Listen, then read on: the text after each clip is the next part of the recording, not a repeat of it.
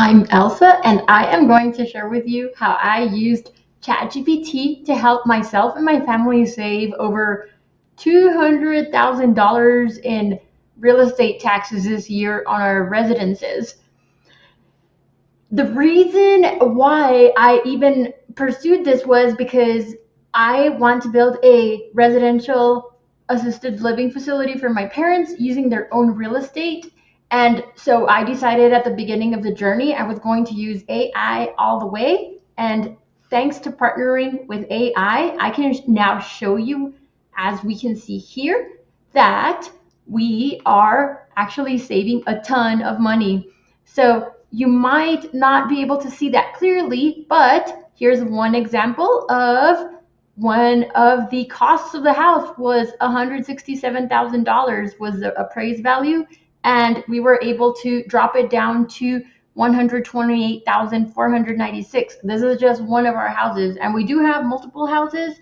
So to give you a bit of my background, I have been involved in real estate, but I had never really gone to Central Appraisal District with this much reason to protest taxes. They went up by $70,000 in most houses. That's probably a national situation. And so I am also an AI architect. So I decided to ask ChatGPT what I could do in order to be able to go up against the Central Appraisal District. And I basically derived an automated formula that I will share at the end of this video. I will show you how you also can go and save money for your family. And really the purpose of this video is to show you just how powerful knowing how to ask ChatGPT questions is. And absolutely being a prompt engineer did help in this case, and having a little bit of understanding about real estate helped in this case. But overall, this really is about being able to use AI to help myself and my family continue to build on our wealth. So one thing is making money, and we all know that because of AI, money is going to come and go. But wealth is something that your family keeps, hopefully intergenerationally. So let's get to it. Let me show you what you can do to see if it helps you with your taxes. It might be too late for this year, but you still have next year. In our city, El Paso, Texas, you can basically protest every 2 years. So the majority of these situations hold for 2 years. I'll show you the case in which it does not. But here is the first thing I did. So many thanks to our good friends at bestrooferarc.com in El Paso, Texas. They gave me an estimate for what it would cost to fix the roofs in each of these houses. So that was one of the pieces of data that I took to the Central Appraisal District per the recommendations of ChatGPT.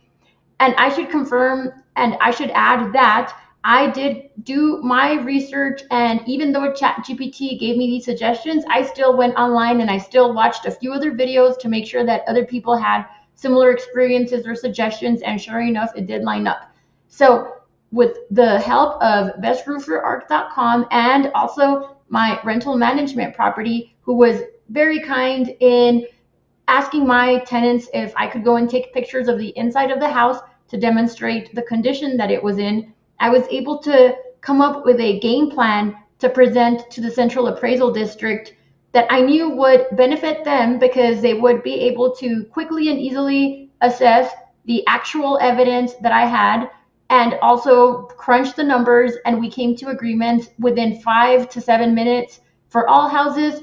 The only house that took longer was the one I'm living in right now, because my homestead was by accident not transferred to this house, even though my disabled veteran benefits were.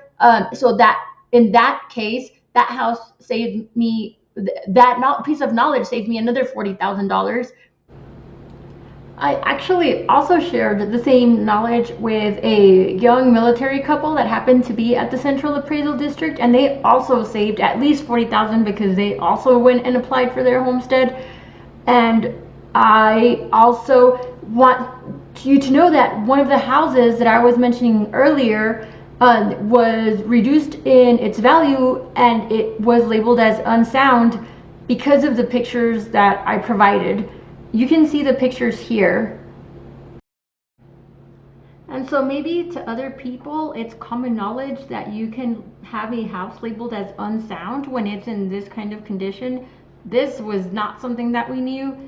This was directly a result of listening to the instructions given to me by ChatGPT and providing these pictures, and by labeling it as unsound, we were able to reduce the value of that house so that the cost of the taxes are manageable for my father until we're able to turn this property around.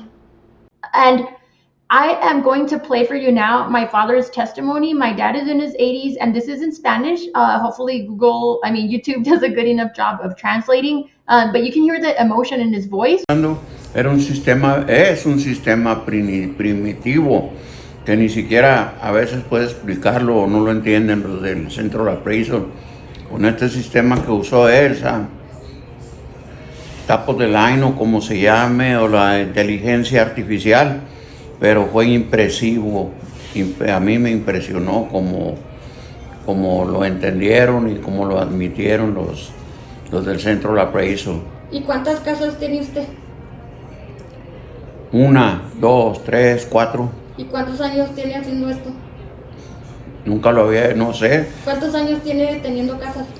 Teniendo casas tengo como 40 años. Okay. So each one was able to take the same formula where we took the estimates that we got from the roofer, we took the pictures that we had from inside the houses, and we presented that to the Central Appraisal District. And this is the dream. In this case, these are our dogs, our Doberman, our Border Terrier, and our Pug. And on the left-hand side is my Doberman, who is my service dog. I'm a disabled veteran, and we do miss Willow on our left side. We miss her very much, and we also miss our friend on the right-hand side, Karma, who is still happy and playing in Denver, Colorado. This is an example of another use of AI. So I obviously don't have these set up yet, but I feel like generating these images using AI is really painting the picture of what I want people to feel when they come and live at these assisted living facilities that will come to be.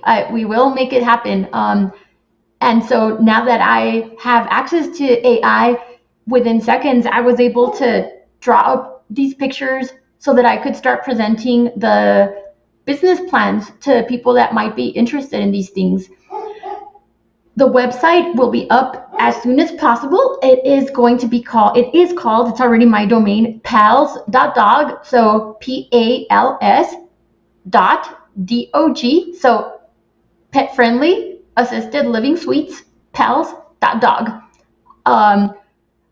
Again, if anybody knows of a way that I can partner with anyone to set these up, I certainly could go get the licenses myself, but the truth is my strengths are here with the AI, not so much with the direct care that this will take, although I do plan on using a lot of AI to help monitor all of our residents and all of their pets, and I have aligned with a local veterinarian who will drive out and check on the pets, and so this is just really exciting to know that I was able to use AI to move this much closer to our goal. And again, to recap, this was the first step, was taking this property that was in terrible condition, flipping the script on it and stopping the bleeding financially so that we could use that money to then put towards whatever else we might need so that we can get this ship straightened. So we can right this ship and just get this built so that more elderly people can get to stay with their pets. That's the dream. Do you have any of your own stories of how you've used AI to help you in practical ways in life, or maybe you have your own real estate tax stories?